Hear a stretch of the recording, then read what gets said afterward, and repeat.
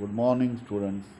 In the last video, we have discussed some of the topic of flame emission spectroscopy. We have discussed the basic principle, then the block diagram of flame emission spectroscopy. In this video, we'll discuss the, the basic principle again, and then we'll go for the schematic diagram of FES, and then we will discuss some of the major components of FES. So let us revise the basic principle of FES. When the sample solution is subjected to the flame, it undergoes the several processes and get converted into the atom. This atom absorbs the thermal energy and get excited. When they come back to the original energy level, they emit the characteristics radiation. The study of intensity of this emitted radiation becomes the basis of FES. Now, let us discuss the schematic diagram of FES. Now, in the diagram, we can see the basic component, that is burner, then lens, monochromator, photocell, and readout diode. The burner consists of atomizer and the sample solution at the bottom. Now let us discuss the working of FES.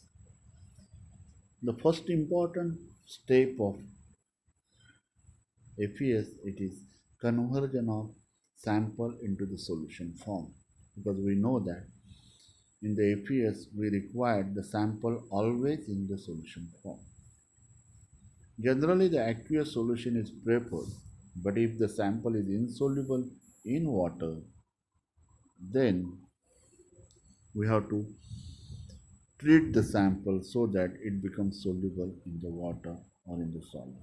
For example, the sample is soil, animal or plant tissues, blood or petroleum product, then they are first decomposed by using hot mineral acids like sulfuric acid, nitric acid or perchloric acid, or sometimes sample is fused with the sodium carbonate or sodium peroxide or ash at a high temperature in furnace.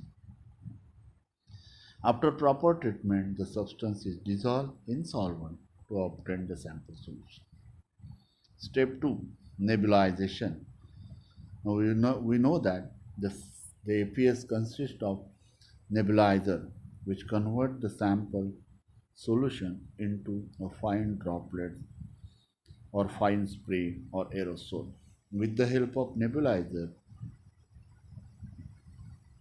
and then it is subjected at the base of the flame. In the step 3, the excitation and the emission of the sample. When the sample solution is subjected to the base of the flame, the sample solution undergoes the evaporation, vaporization, atomization, and excitation by absorbing thermal energy from the flame. This excited atom emits the absorbing energy and come back to the original state. Step 4. This excited atom, when emits the radiation, this emitted radiation passes through the monochromator. This monochromator allowed to pass the characteristics radiation and other radiations are rejected. These characteristics radiation which are passed through the monochromator are allowed to fall on the detector, where they are getting converted into the electrical signal, and these electrical signals are subjected to the recorder so that we can convert or we can get the information in our form. Details of the major component. So there are, first major component is the burner. The second, there are two types of burner. First is the total consumption burner and second is the premix burner. We are going to discuss these two burners in details, which is also very important as far as the exam point of view. Second is the monochromator. Third is the detector or photocell, and four is the readout dial or recorder. Now let us discuss the burner. Now, first is the total consumption burner. Now in the diagram we can see this burner composed of the flame definitely, then the oxidant channel, then inlet for fuel, then inlet for sample solution, and at the bottom there is atomizer. Now let us discuss this burner in detail. The construction and working of the total consumption burner. Now this total consumption burner consists of atomizer at the bottom which nebulize or atomize the sample solution into fine droplets. These fine droplets are sucked at the base of the burner. Along with these fine droplets, fuel and oxidant are also brought at the base of the flame through two different channels and mixed there at the base of the burner. The oxidant aspirate the sample solution and leave behind the solid residue by evaporating the solvent from the sample solution. All the droplets, irrespective of the size, are evaporated. Hence, it is called as a total consumption burner. The flame produced is small, noisy, turbulent, and small in cross section.